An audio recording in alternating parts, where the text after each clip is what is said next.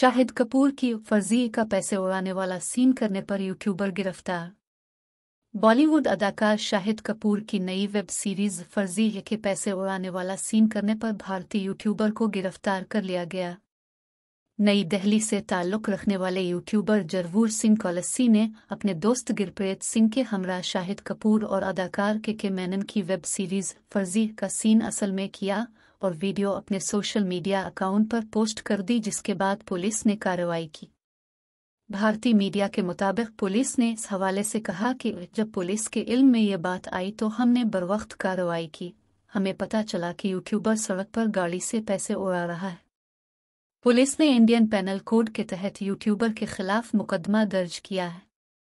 YouTuber के अलावा इसके दो दोस्त जो कि मोटरसाइकिल पर सवार थे और वीडियो बना रहे थे, उनके खिलाफ भी कार्रवाई का फैसला किया गया है। पुलिस का कहना है कि यूट्यूबर जरवूर सिंह से पैसे बरामद कर लिए गए हैं, ताहम वो गाड़ी हासिल करना अब भी बाकी है।